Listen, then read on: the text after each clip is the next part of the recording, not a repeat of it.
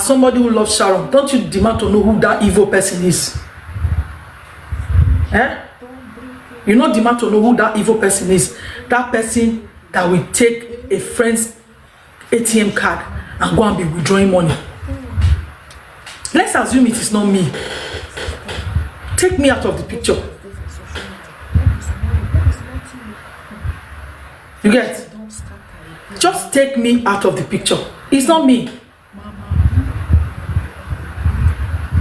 Now, let us ask her who that friend be. We carry a friend ATM go they collect money for when the friend they coma. Can we ask her?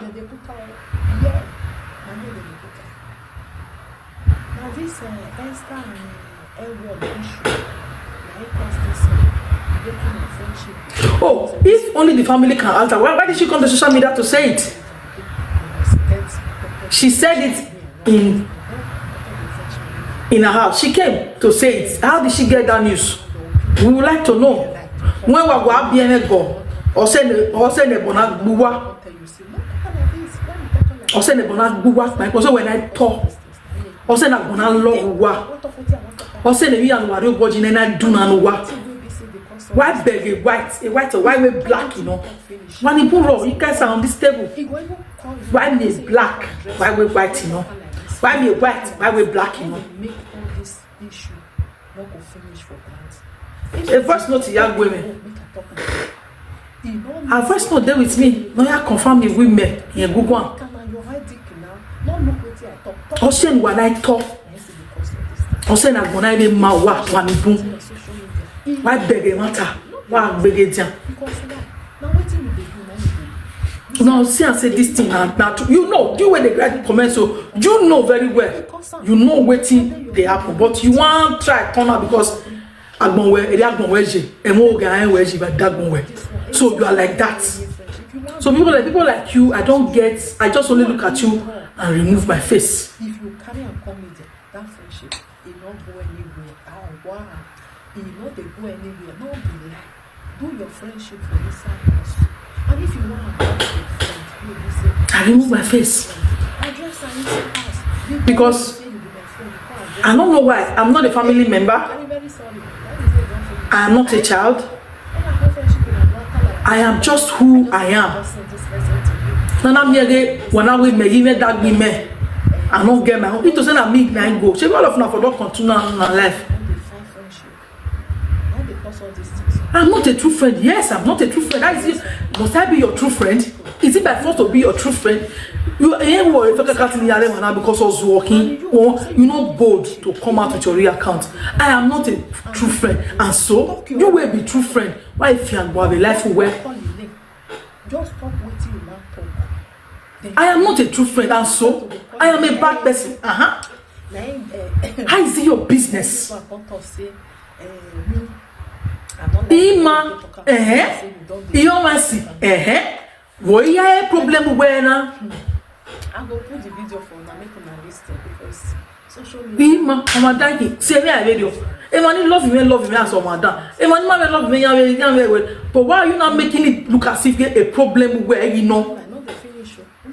Would then a wife can't see a line now? How do I come to go at me? Who got me? Say, I want to make food to the waiting boy who boy. Because we need the way say, Ruyare. Make una job exam with you now one talk. Why we like them? What about you? But make go one, this one, the other one, because we don't know whether man still carry the friendship.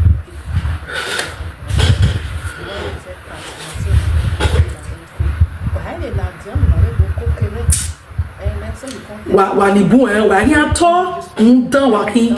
The reason why in Africa Hana meeting grow.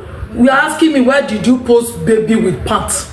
Now what you can ask me for here? And your baby, the papa like her. Now you born her.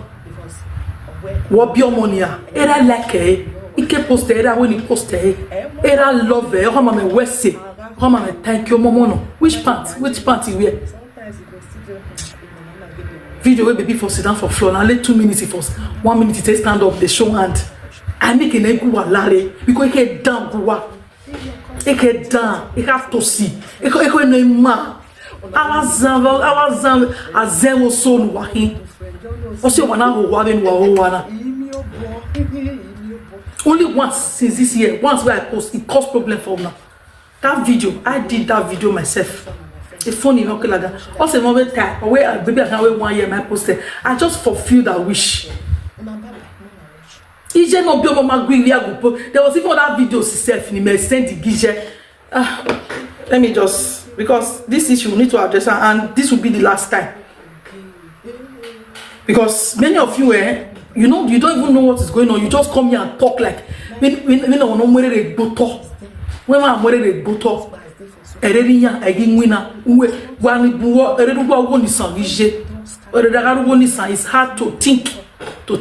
Like my baby with pants with TikTok now. More pampers with Omoruyi TikTok now. One only post every page you have. One only build a page. Aussi me Sharon, what a page. Unu ba we mi we Facebook or unu ba we me o mu ye TikTok. Well, what's you well? Are you not supposed to live our legacy? Well, vie mon vient quoi down, vie picture les ya, post up and down everywhere. Aussi même à douane aura ragmo, je no biom. Once in a while, oh yeah, we but you say buwa, when I hear dustbin, why if you le ya kian, or he baran bari, et ni jo moment où je m'aura ragmo, or wa ridwa ou, akwa arewa on va go le validation. Are you not even doing worse than the parents? I did. You're not doing worse than the parents. And another thing, I'm asking you a question. When no man je bon, et là de oulele. Et là de oulele, bo we pane. Do you know how many videos I have on my draft? Yeah, when I say my brother, yeah, when this one I post a video again, yeah, I make video every day I post, but I don't do it because I don't like it social media.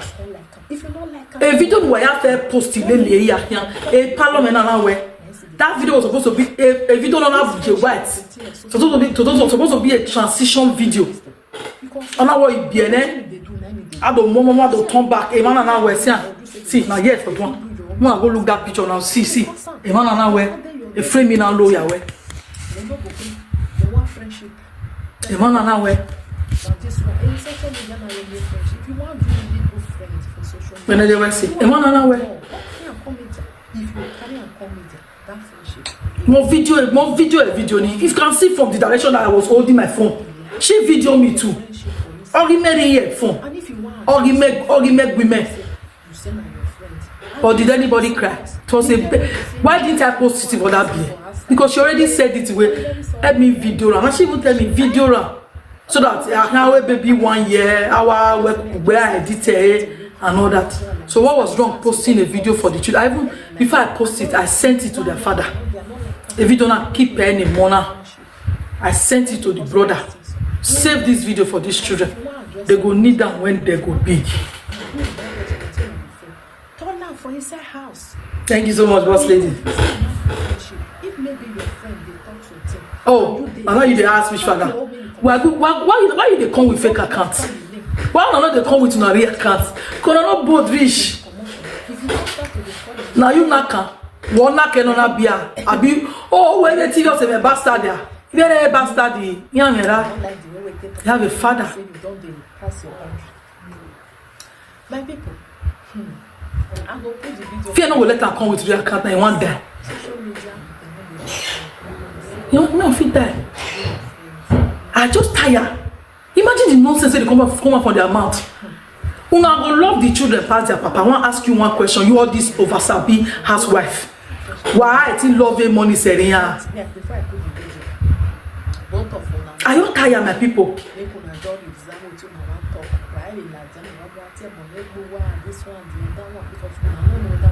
Hey? Can you love the children more than the papa we born them? Why you wear the one even with Nana? Why be no be why am more learning bia? The money guy want the why you no wedding have what do I what do I go again? The father and the mother should be in the life of their children. It is their civil responsibility.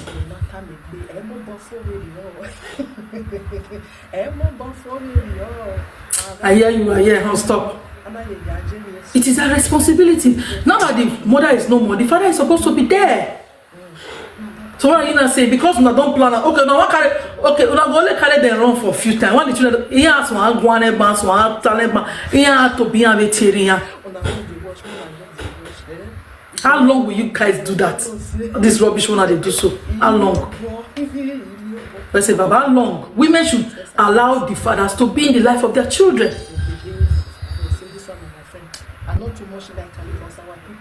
We are we're not where we know what Sabina over Sabina. Who we are loving money Seria, me nowhere. Who we love Seria. I be where I ever area more condition. Were you there? Were you there? I just little time. When the children, do you know what it is to stay with our parents because you're not in that shoes? It's not hiding. It's not hiding. It's not hiding. That's the way we should begin happy birthday. Now because I don't know, I don't know if you tell you now will be because or say when cake I don't feel betrayal now because of now. Okay, one day I go see her. One day I go see her by myself. You know be show me that person.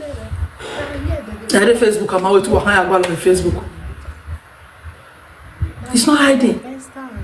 So I don't know why you guys are not making it look as if a more feel a more kodukure here. When we poster, when I the no more, when I the boy Sharon agbonai mi, we are not doing. On a the near by. On a fisa na me na they do. The children will come ask una tomorrow.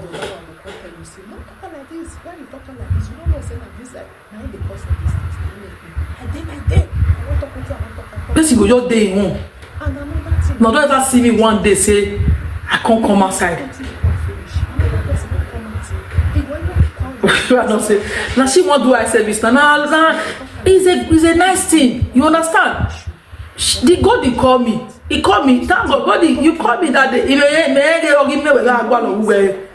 Because man know he can make kind when I call him.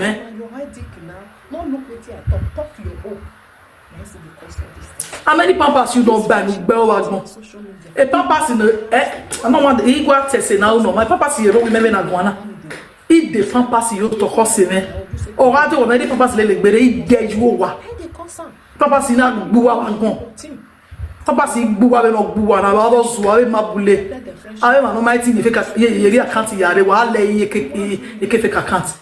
A pampers a pampers or if you buy pampers.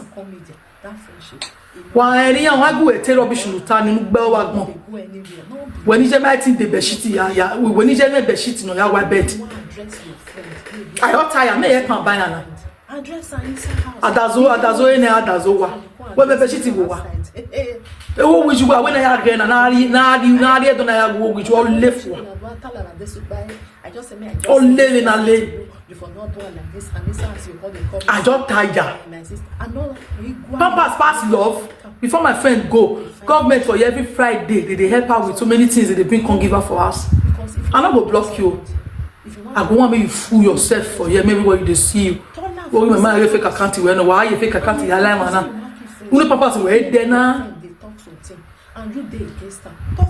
Une pampers we there na. Where be we are? O me va me na we me are. Ima where they are, you get. You just say everybody they live their life on social media. Not everybody they live their life on social media. Everybody get life after social media. I know they fake my life. The way you see me now, that's why I be for real life. I will put the video for now, make on list because he must say he if I come manage a life in here, but don't come and force me. Don't come and force me to come and be like you. Don't force me to be like you. Now I want to do good now. Maybe we're good here. Me to watch again. Me now working me to watch. When my friend them ask for 7 months, I call you. You know, say we do live video one day. Mama, we live video one day. Because our life not be live video life. Do what I know if you don't work out me all say 15 then they go work out live video post it we not do Well, be the first child. We not do live video.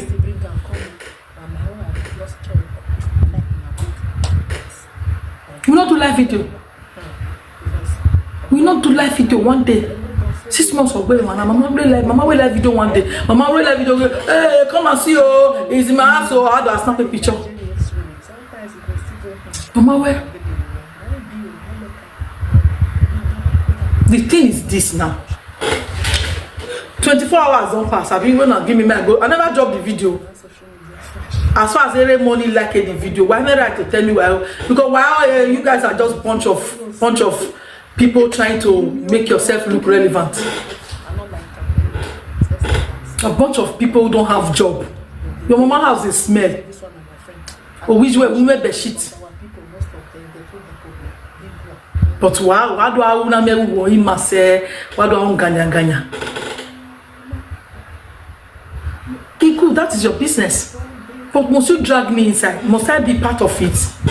Now let me want to be the friend where my mother told me they do that one. I only want to be friend where we say the girl get. I'm not the only friend. I'm not the only friend. She has a lot of friends. So why come say on my own and they switch on for inside? Because because whether my friend they pitch on not for the disgrace on herself, I don't know. The friendship be like saying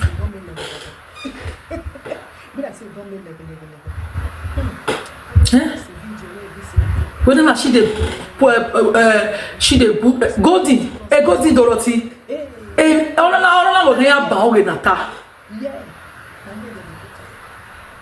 if you like, come today, it might not get your time. This I be like goat, like when I will be doing the back like dog. You can come 500 times. If they say, oh, because we will not be the same class. I will not be the same class at all.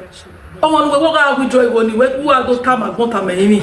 If you do any good guy, and I'm where I was somebody who are told no, with joy go. You know, say many of you who are getting married go talk. So now, if person go withdraw money, police never arrest her since.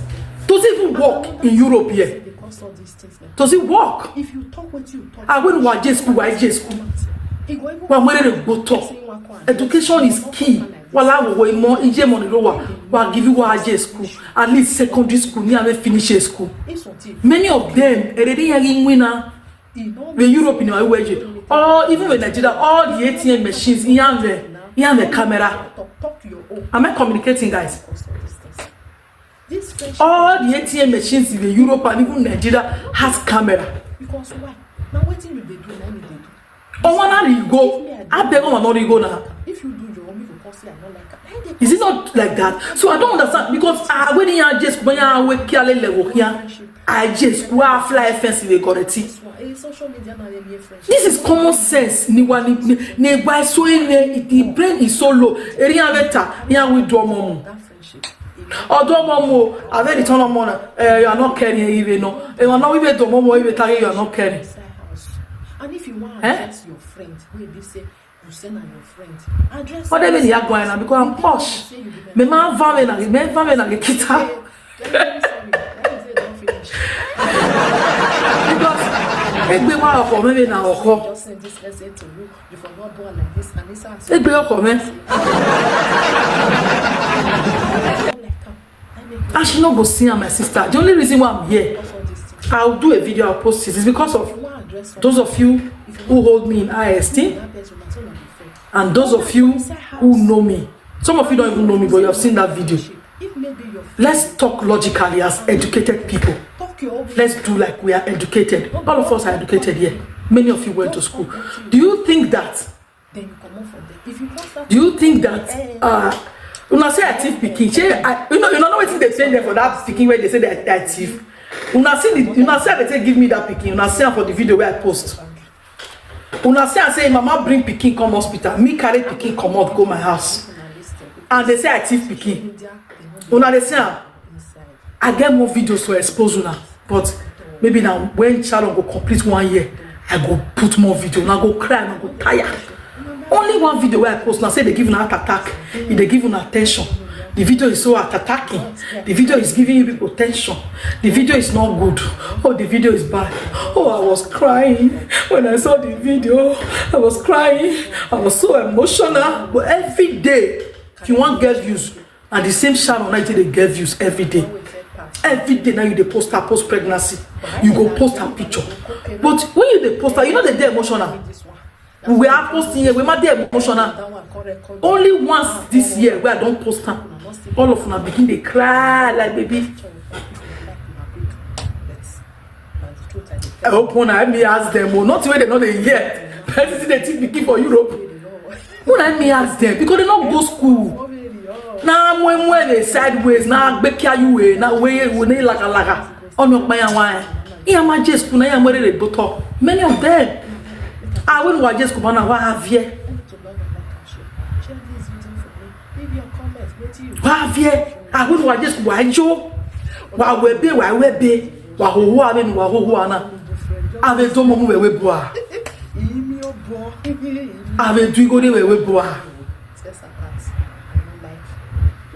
Oh, she pinned 3 videos of person picking. You pin and there without the father's permission, or you pin and there. We are saying you are so emotional, but we're pinning a video where you are emotional. I don't get it. I don't get it. How can you be emotional over just one video I posted and you are crying already? If I now post more videos, how would you feel? Oh, now you want drag best friend when person not there alive again. You for drag best friend when she there alive now. So I mean, they are begging. You like more, but when I do I drag a best friend?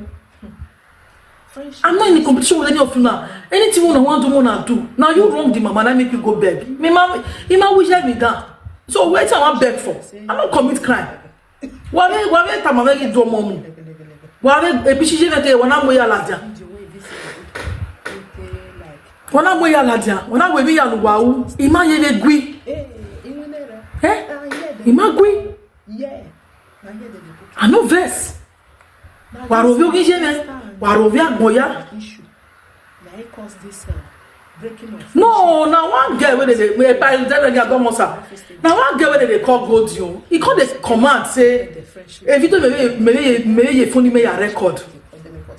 Friendship where we say what you want the opinion, you don't get right to talk the way you want. I just a video maybe I give you 24 hours. Go and remove that video. You know what? They reported my video. Me I tell my one thing when I'm on where me and the investigative journalist. That video for TikTok. I am even got it to come out with the account. I like him and he bold. I like him and on there. If we talk like this, then they make all this issue not finish for us. They like people will get guts to talk. Here you will. I will give you now the lowdown. Here you will live video. More than this, you know. I posted a video on my TikTok. You know, guys, see you. He posted the video after like 4 hours. He and I reported the video. TikTok come drop the video. So when they come the live video, when I listen, like I never speak properly since so many days. When I listen. Yeah. Let's go get to it.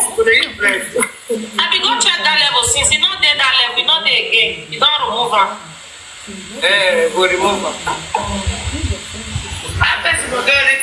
Yeah, again, I am a video man go talk. I am a time live video. Oh, they go remove her. They don't remove her. Address me for her side. Then I'm very sorry. Then you say don't finish.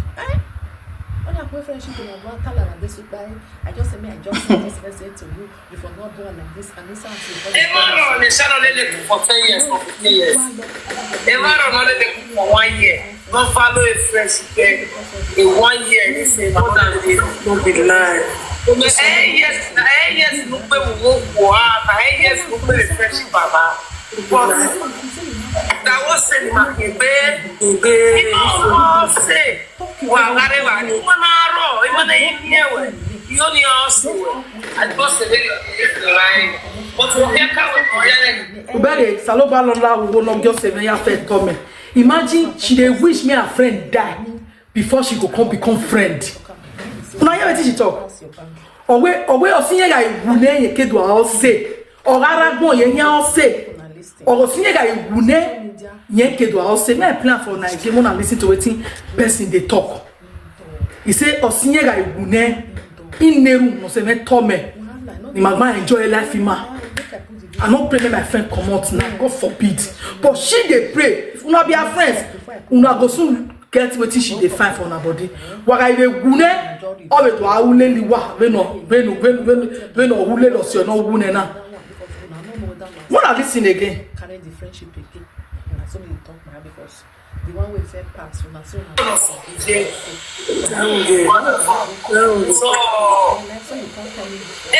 Sharon is only for 10 years, for 15 years. Sharon only for 1 year. Don't follow a fresh in 1 year. This is more than don't be lying. Yes, look where we go for her. Yes, look where we fresh papa. That was said, my baby. You know, say, well, whatever. You want to roll, you want to eat here. You only ask you. I post the video right. But when you come with my young lady, post the video. No, they want to watch you. Oh, we are only say. Osinye Agaragbon, yen oni ya ose, osinye awune, la go uka ose, na saba we say my we ose. I don't like her anyway. Let's apart. I don't like My we ose. Because I want me and my friends to grow old together so that we go enjoy life. We have plans for this baby.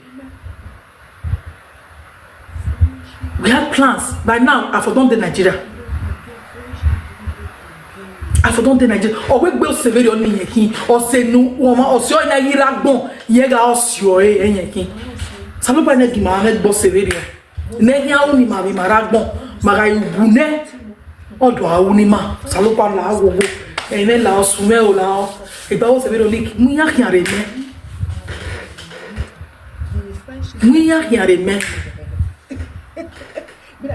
We boss severe on him. Or say no, see, I wune, or do I wune, and ah, he hit down your head, not fear. This is somebody not saying, beer. By this same time, my yeros or yeros player my discharge. Today is 3rd of August, right? On the 4th of August, I had discharge. Or your hospital. Or my sowa. So, for me, me want lele do. Even so on your bomeji. It's not like I don't know what I'm doing. But on my say 1 year. The baby is still very small. That's none of my business. A business one here. Business one here. But for me, you guys should just leave me out of the matter. I've tried. Even when my friend was in the hospital, we had taken her for 1 month plus. I don't complain. I go sit thank you now. What we say? But say now, no one can use until they rub me. Say I don't know size for pampers. I know they buy pampers. I know they buy food. In my Kenyan say, my sister, maybe responsibility, maybe babe. If me I do my own, if you do your own, you can say I don't like her. Or we go maybe buy me someone. Or go maybe relax. They don't go bring. They want friendship. No, a video. Go and see. I pin one live video for my Facebook page. My friend talking for that. Now she felt monetized before me. But they go come, they'll say you not show away. No, I know. I don't stay clear from the sins. Do your friendship. I get my responsibility. And if you want, I get baby, so I get baby social media. But everywhere if you not say good. Everybody they package. No, they make baby boom. Tired with myself first. Myself first. They want we una so lo ba na give me up dekun we. Iyan de do unu eh. Iyan don't know where watch you go where you. Because if you want to address somebody, if you want to talk to her, and you with that person that's all before, turn out for inside house. And if you say you want to friendship. If you go no now, I not stay clear for no poster. Come hold me now. Papa begin say me I poster, you say me I no poster. Who you be? Now you born there. Not call your name. Now you born the children. You are now over Sabi Bugwa. This one come say. If I not see post now, say I not wish them happy birthday. I post now, and I say me I not post. I don't understand. What does it make I can't do? My people. Akwa be man have wedding now. Here one of the type again. One more abu one we attack. Return the baby. If they return it now, why they type? Oh, you are not caring. Oh, Salo. What? You not going to talk back. You not going to talk back. Both of una now. You not going to talk back. Make una just exam what you want talk. Why we like them? What here? But make this one. I don't tire. They shout for Facebook. Return the baby.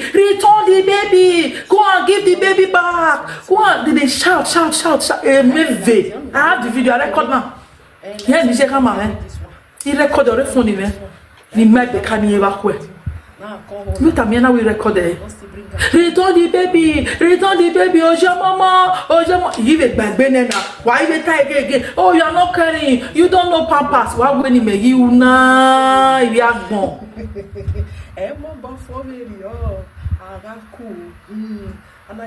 Why when you make you na? You are born. All the plans I had, una shatter. All the plans I had, una scatter. But one thing I don't know, it might join me there, it might not join me there, it might that beg the person to boy or beg me ya.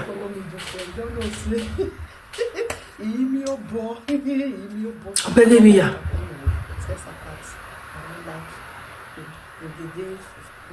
Beg me ya. The person to boy beg me ya. And I don't have few when I not talk because she know my heart.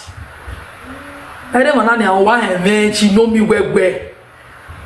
Even and I say may 5 years, may 18 and they will come out successful. Let's make me where would one even start series manager to a picking. She know me well. My people. But so all those young men because she knows say I be disciplinary. He got more, but you want to have position on one. Friendship don't scatter again now. It's not good to talk. Few 1 month when she stay with me. We were mostly talking. I was mostly talking to her because children need people who can actually talk with them. Not every time they put phone for children. When I they watch me, so some of them that line. When I only phone for a picking and making a meeting. But what say phone? Your mama why are ninye? If they can't need communication, regular communication. 1 month in November, I stay here. Clearly. The phone is not about the phone. You know, I'm well. Again, my young me phone. Umare me phone. Do a phone. Oh, Izzy don't see if phone. No, now me go hide the phone. I go boy lo make any day in the phone. Again, so all those things she know very well. Any man she know. All this one they do. Again, to I go the viewers. See that I may when I say 10,000 when I go. Sharon when I say 10,000. Sharon have built a page when I believe a views will go down. We will post a picture Sharon. Always one fear. Sorry, we post it here. Go and look at your page. Only page. Or change the page. The only way. So a page. So when we views in our way, when I want to post it. A page where man or cement. If you don't like her now, you're hiding now. Not look at your page where man. This friendship of your team on social media, it not the last thing. Because now waiting you dey do. You see, if you are doing my own, you say you like. If you do the one because you are not like. Person not doing that wrong. Now give me picking. Now not that video. Iyan to be am mama o. Oh, gume mo ari owa o, gume agba oge. Omo ile gbe me na narrative. Oh, do omo mo o. Oh, eni ana yin ya jia yin ya mejo. Oh, why tin dey be where you to anu gume na be na dey be na dey you to. Dey ni ma wetin I not do. You know they go anywhere. Wetin I not do. Do your friend. Abi yin ya me dey be you to na be dey be you to. Address your friend. Maybe say you send your friend. Address her inside house. We not by now, we not by. Friend, you can't address me for outside. Go bring police come and they look for your trouble. Carry me go court. Why got dragged in social media? I be one man on the court, one man on the lawyer. Why you be court in Gumenia? Why is Soji now with social media so left to right? If we man are your who why they cause all these things? Because if you want to address something, imi ano watakba if you don't know if you don't know why it omo na wo do omo mu no omo we gbere where we gbere so wani wa ga tell what am agbe ni you do wa ga tell what am agbe abi wa mare social media wa ya go do omo mu ni return omo wa ya mare wa ni were you not there? So una come make me come dey pretend. I don't sabi pretend. That be the problem where I get. I don't like the way we Equal pretend ile lo wa. Pass your boundary. My people, I will put the video for now. Make una listen. Equal pretend. No. Hell God. Well, I not come here can't talk too much. This a logo I quit posting. I shouldn't have posted, but you know they post. Now I go fit post. Me no go fit post. Mr. Post, I not go post again, man, no worry. Mona carry all the posting. But I go post on the 23rd though, that will be the last one. Because I need to give my friend the last that 1 year. I go post on important dates. I know they carry the post, the way they post 2 minutes. If now you get low views for on TikTok, now you remember so my girlfriend will die. Oh, my friend just died. I miss my friend. I want to post egg beam just to get. So on TikTok go see wake up. So on TikTok go see post go see get up.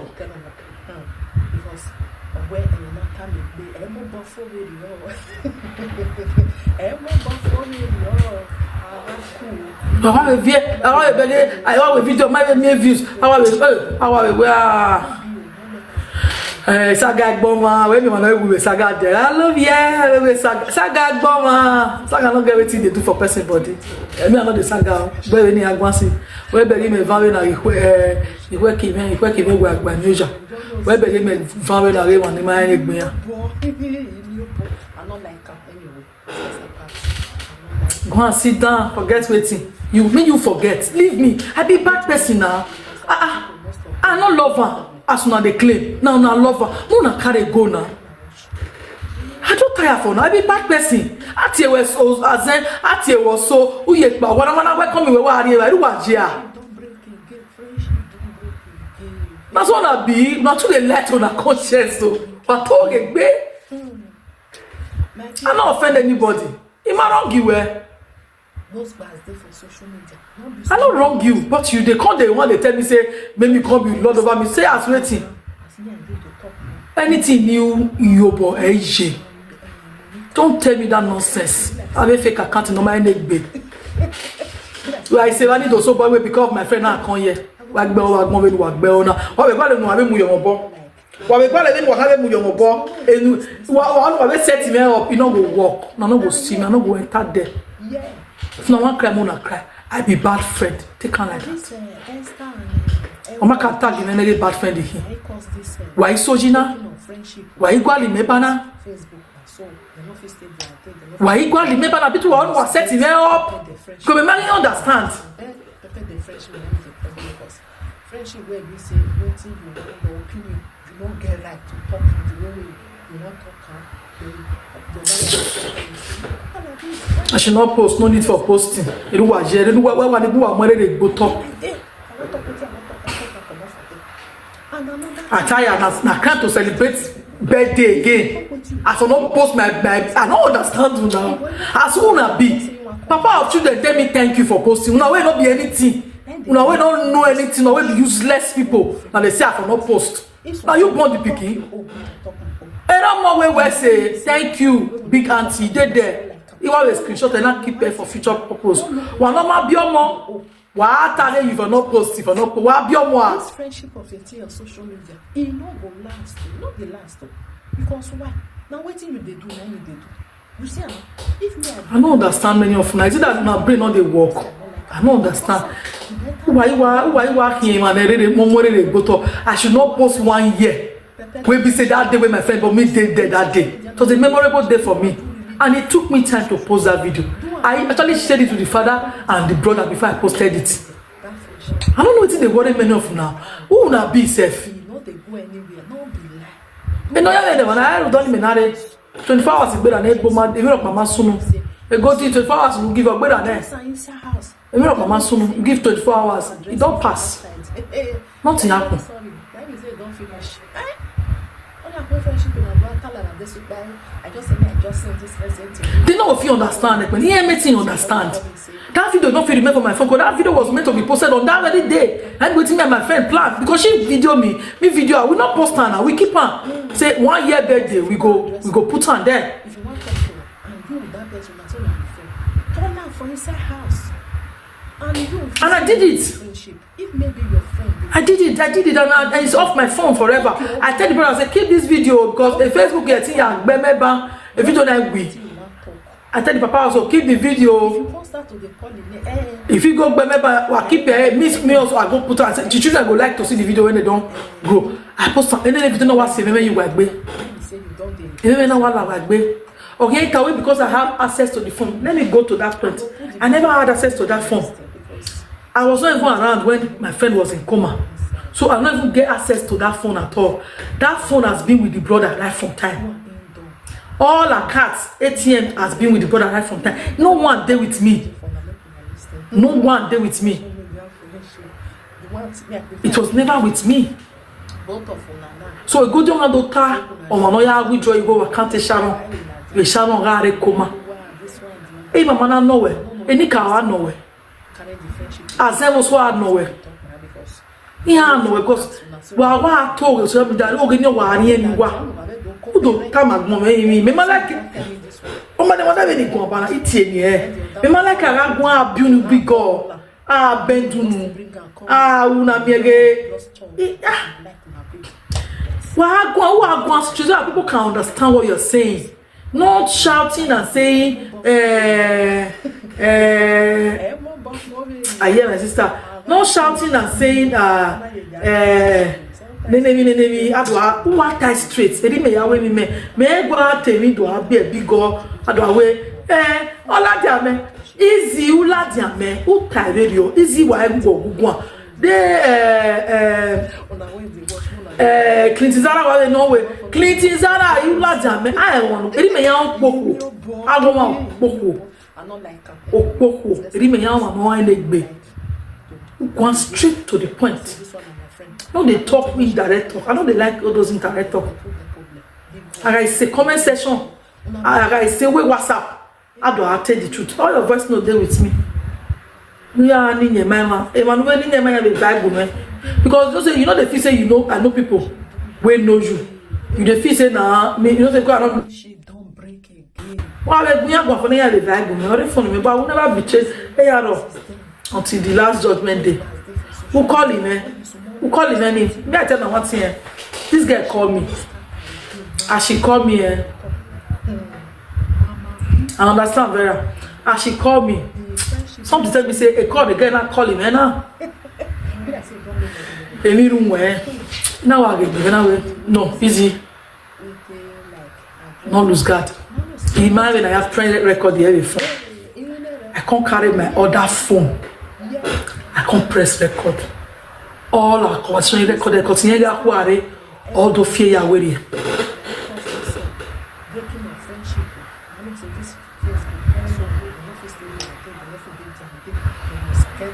I know. For no pick.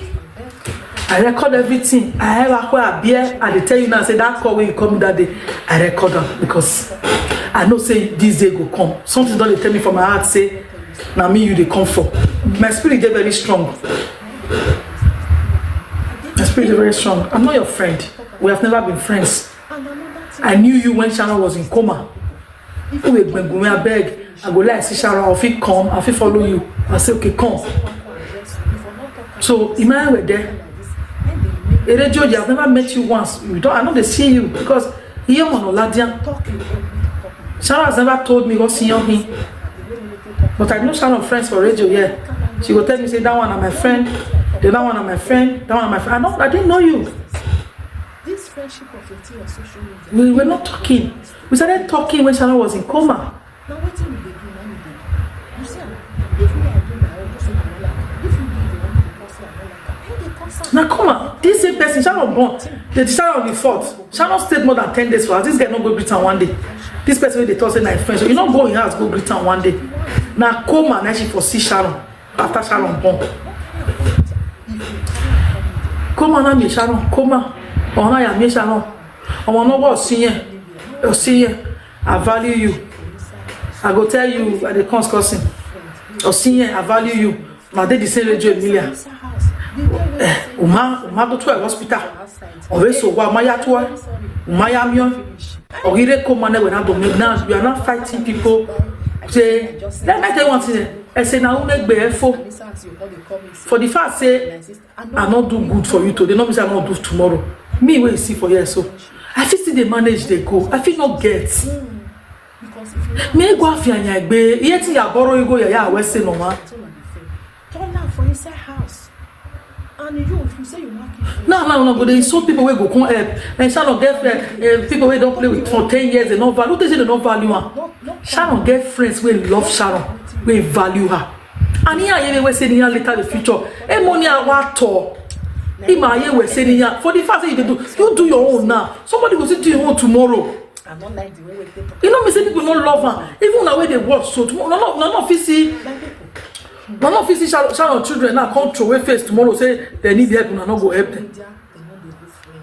We not go always help them. We don't understand. So the life they continue. It never ends. Do you leave the rest? Sharon get friends wey say they feel even they pass through difficulties now. They never even get. Maybe tomorrow they will see help. Everybody get when they will take help. These children will need help for almost. They will need one thing or the other tomorrow. People will see help them. The friendship again. So why come be say now una dey fine? No you dey fine now pampers now dey fine. Pampers. Oh wata. Abini ade pampers re. Pampers ro wa men. Let go bring pampers come wey me dey use for my house. Pampers ro wa men. E wan exercise They grow. As you go do now. Thank you. We say who are they way in peace? Who are they way quietly? You will try to live the legacy where the mama they live. And I won't say no ma. Who are they pages? Who are they pages? You are there. Who now I want to cover post TV. Oh, me why we respect it? Me ne give you honor. Who respect it? It may have me. That 1 month plus me them my house. Me I can't go different places. Go they play. I get videos on my phone. He might post it because also I want to post videos irregularly. So if I post her, I can't the feedback say and because this woman not there, like let me call the poster. Because not be what she like. She don't like her. To put children for because children they very delicate. She don't like her. Most of them they put the problem. Charlie, Sagana way, post even here, she know they like her. So when normal like it, they want to live a life. If not, if I show on my phone now videos where I get for this phone, even pictures where I get where me myself because me they use iPhone 14 Pro Max, she they use iPhone 13. So most times she go say make me snap the picture, I'll forward and go give her. So I'm not coming. My no you do CS already now. A purpose is a problem. Or see me why a carton me mugyo se me. So me on be that one. Ima ya gbo kan ra gbon on ene. Even the last chat in chat they come send me as I send you money. I know we go appreciate them and I want or appreciate it. Why they want around them all come we say.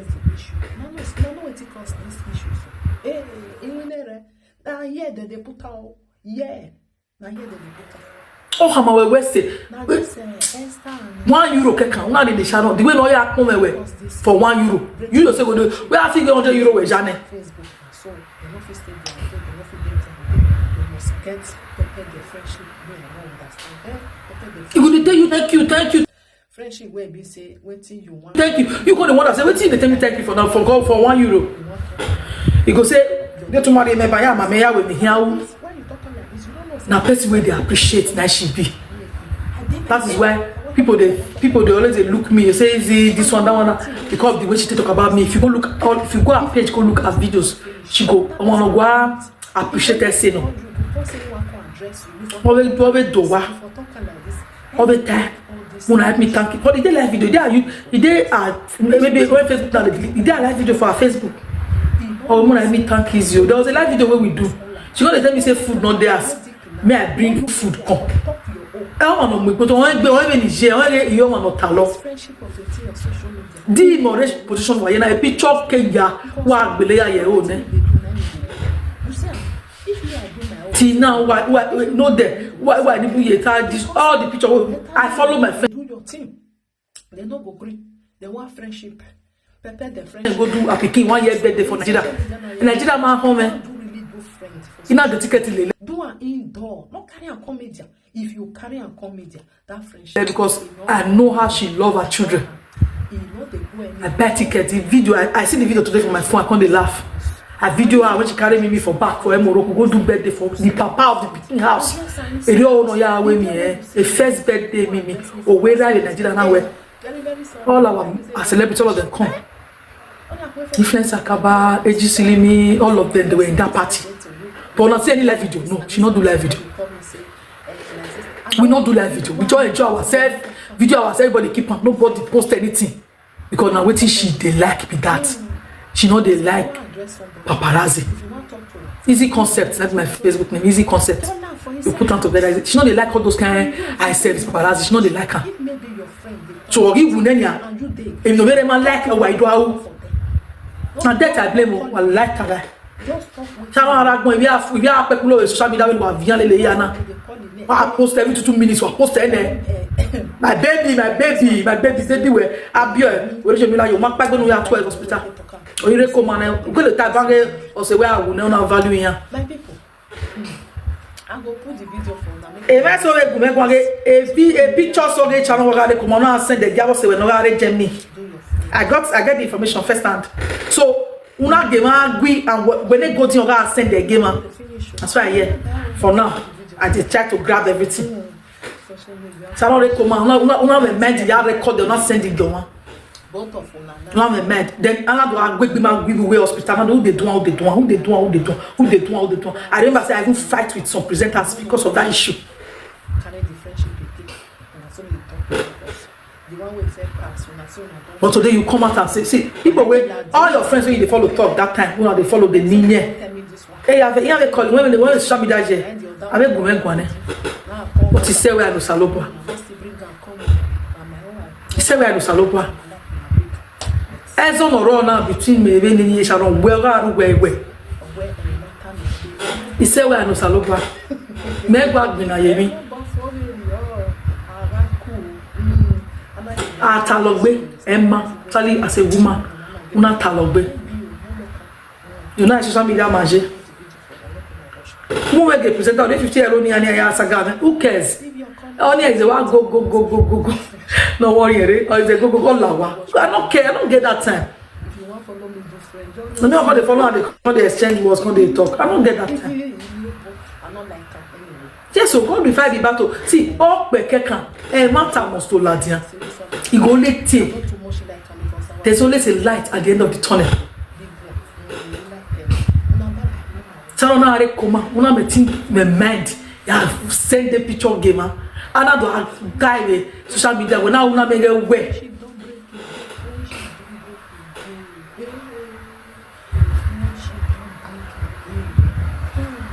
Una make away. Una get boya do agbe. Who do.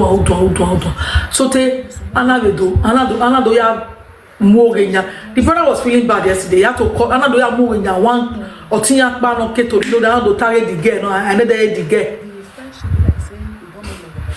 And I am Mogenya here. Oh, she when we send the game Gemini or who was send the game. Like when he banner social media like go dokun. Oh, do Rio Mario, we ain't the way out. We ain't going to go and a biti. Havana, Megata, more you high.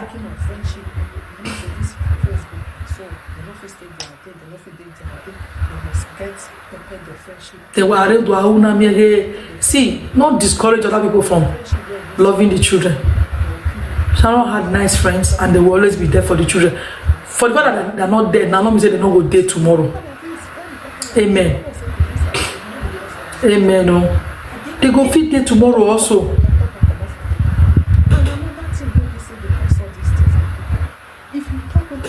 Oh, somebody say, Izzy, borrow me money. I want to see one black boy from Nigeria. I don't get money. The mind is Jenna. Thank you, I don't vibe. Eh? Let me say they don't go help tomorrow. Me boy, you may want to go help, mama. But now everything get as it be. Mona let everything dey okay. Things peace will fall back and everything will be okay. Talk to your own. Then when I see it so berangari, when I always saga kill live video to 2 minutes. My vision were in good terms. I may jega again you level hospital. Moga again in good terms. We had no quarrel until we had another lag way. Before you know, Ezop came from nowhere. You think say now to not be only me did this as me day and she go to play up and down. Anyway, I know here or ile what did they there to take care of Ricky? We just say I mean. You already cook, but so nobody married. You say I mean. And if you want to dress your I didn't go to one, but so every day I'll come later. If I share on our chat, there was even a time. Now, me want use kiss to finish me. Away no minor. Away, when you don't kind of go McDonald's go chop, finish no kiss you. She will not pick with the kiss. You over again. See now, I get videos for my phone. A video walk with phone, man. So what I want to go do now? Because if I not post again, I want to go buy key. We have take key external hard drive. I want to put all the videos inside. So that maybe when the children go grow, if you go there, I will give them. Thank you, Sister Pemi. I will give them. Not be me there, so not be my friend there, so. And my draft be this, so. Sure. And my draft be this for my draft. Sure. And my draft. See my TikTok draft. Nila from here, so I'm making her believe me. A draft me na in there. Na my draft, see. See. Not be there be this. Not be the videos be this. Oh yeah, big funny man. The videos now you talk, and I go like bien. How do I upload the yeah funny man?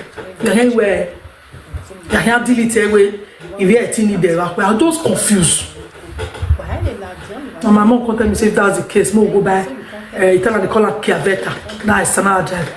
May I put everything inside? Thank you, Edo. Ni movie how you wear. Ni keep here. Till they tell me. If my friend Sharon really value you as a friend, if I carry you come meet me now, if I tell me say now my friend be this, she introduced me to 2 people for this radio, 2 people will be a friend. USB, thank you. I'll go do. I'm not post again. I'm not fit for an hour, so I'm gonna get rest of mind. But I will only post on the 23rd where she say go. I'll give her now 1 year respect and I'll move on with my life. I move on with my life. Because my name is Izzy. We are anything. You might post a year now. I will look back and we post. Yeah, I don't have that right. For this radio way with the show, Sharon introduced 2 people for me for radio as a friend. 2. And you know they inside good. She not tell me say you be a friend. I see one of them yesterday. The other now only 2 people now she introduced to me. A Sharon Rekoma we kid one women. You don't know my house before now. And the moment you come in no get matter I see you. Me mo wala me can you get why belly ring this here. E be marrying. Because the life you live and she like her. She go there and show now one video. No not cry.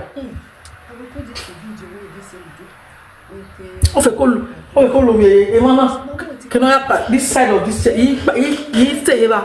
No, you say for house, you don't let the get person corner. The corner get one, he can't go whatever.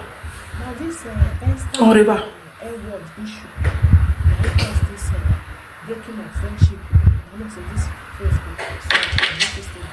See this. You beat me. Now she like that for this. And you see her? She like that for this. You see her? You see her?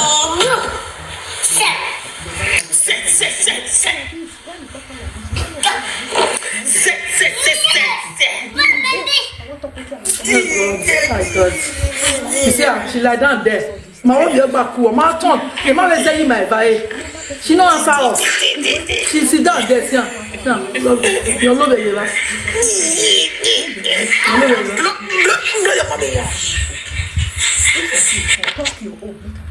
You beat me. You have a post on our phone now. It's in a phone because you have access to a phone. You are collecting it. No. This friendship of your team on social media, it not the last, not the last. Because what? She not even send me any picking because she knows say whatever. Now she teach the girl to call me mama. She not agree make call me auntie one day. Even the small girl and mommy they call me. So waiting now waiting mama teach her. Mama tell her say she is your mommy. He go they tell her. Me go away. Oma Okpamen. Oma gara gbon ana we yo bonoma. If you look by the soon that money. I'll blow your mommy now. She did there. She not even sent to us. We they play. Mama did there with na palo here. Address her inside house. The day when you say you be my friend, you can't address me for outside. Very sorry. Yeah, they put all this one. I will not keep them for Cavetta with the children. Because sometimes I don't want her to just be like she is a star even till now. So how person like that go just go? Now I even expect now we be a fans and movies. Not suppose they remiss her. They even they do. It dey painful, yeah. It dey painful. I know. All those some part for moving, if you cut her, now the divorce, as in keep her spirit alive. Keep her within us. Keep her alive. Because she cannot come back again. Everybody will go. Even me when they talk for you, so nobody know the date where anybody go. Everybody get dates where you go. All of us get dates. We only they pray to God, may God give us. No, you know they are moving. No, not they. We only they pray to God, may God give us long life, and prosperity, good health. Everybody get their dates. Let's make her. Let's. You see. She's young. She was very young. She left, but she should not. The children should wake up to see that. Oh, these people really actually loved my mom. They should see something because the plans I had was a Facebook. Well, at least something will they enter the account for the children. And they'll be high pitch and all those plans where I get, they chatter everything with saga. They spoil everything with saga. Oh, do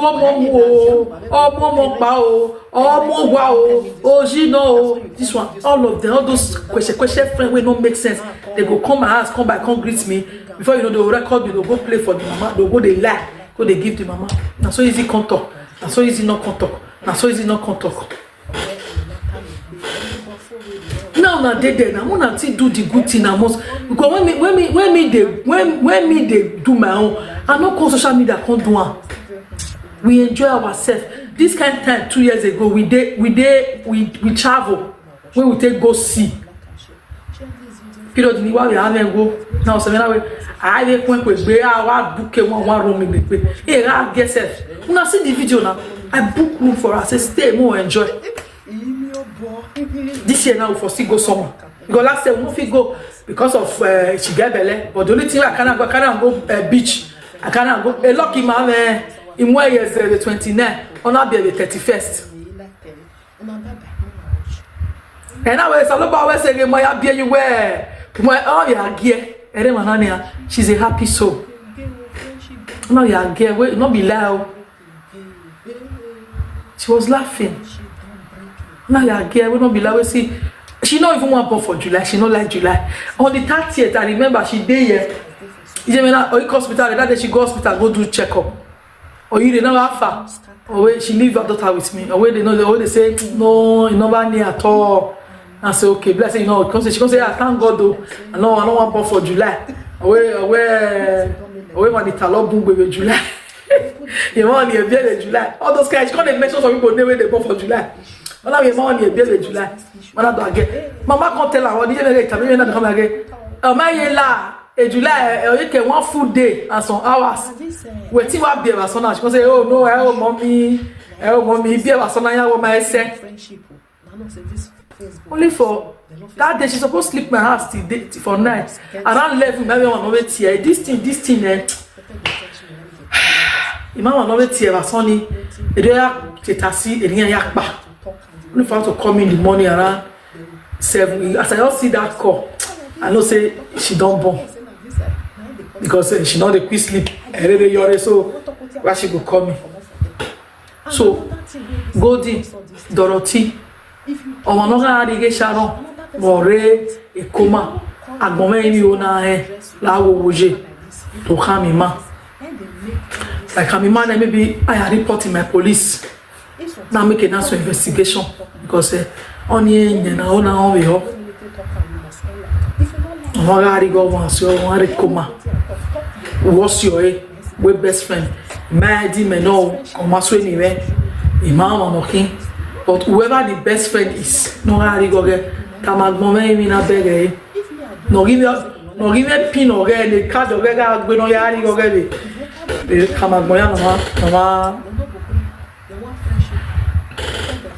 In Europe is not allowed. Yes, so for night so. For night take come on that night. I don't know who call her. Let somebody call her. One woman come from UK or something. Call her. Cause they mama bar. And she's supposed to sleep. Maybe now we get one thing what I think today. Because she's supposed to sleep here that day.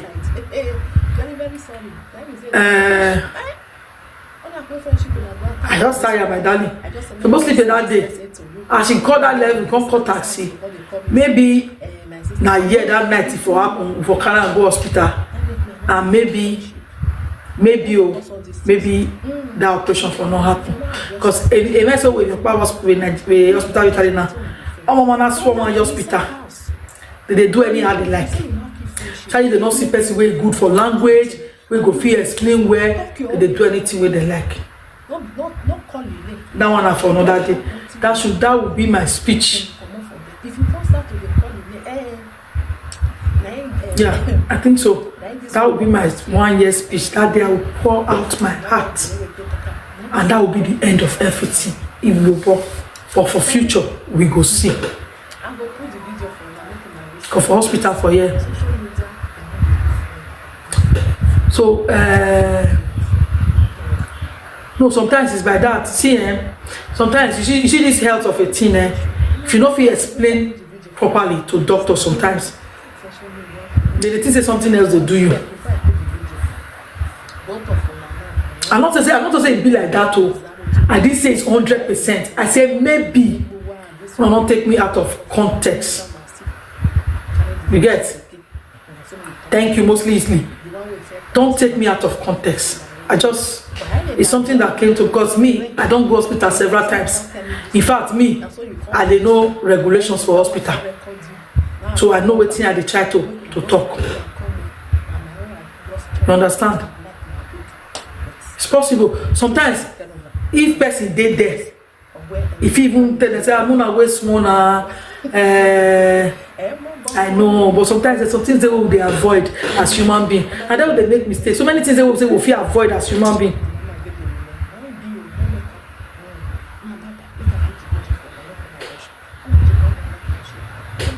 Okay.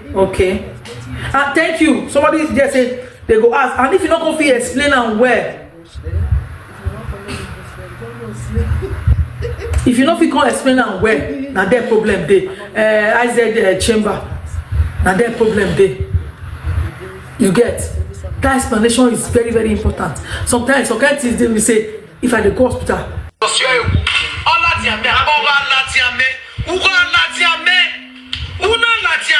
Everybody can come out for me. If you come out for me, woman where me any man boy.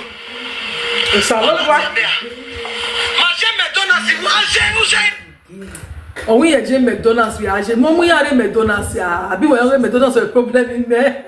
Okay, where you are in okay. A McDonald's is now you in here. So now don't watch them.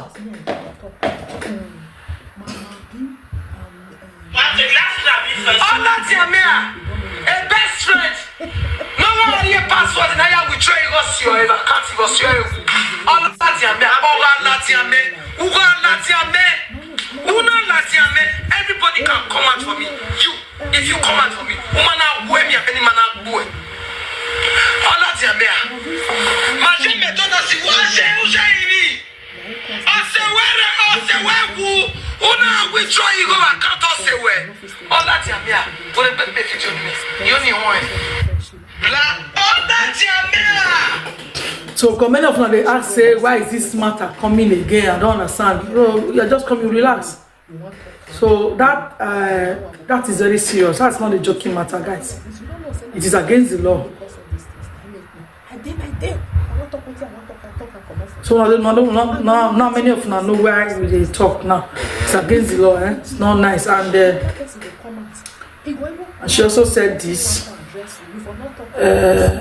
For those of you who are still a friend, maybe you might go die very soon, so that she'll come to do for her children. So see.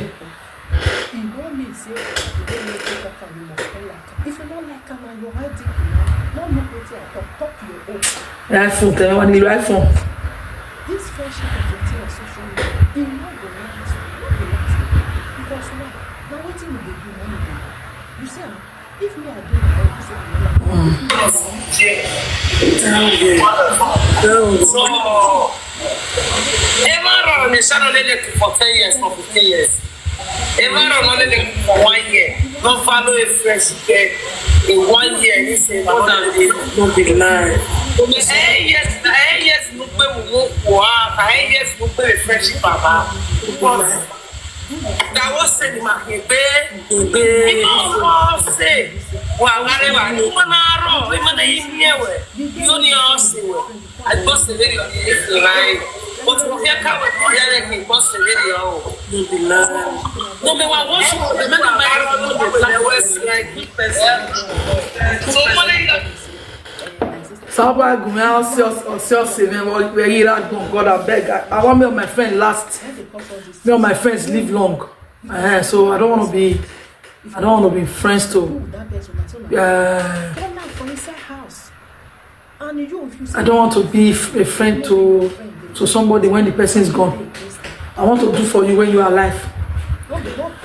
So that's it, guys. I'm not going to talk more than I supposed to talk. Because one day I got when a live video, and I tell you no marketing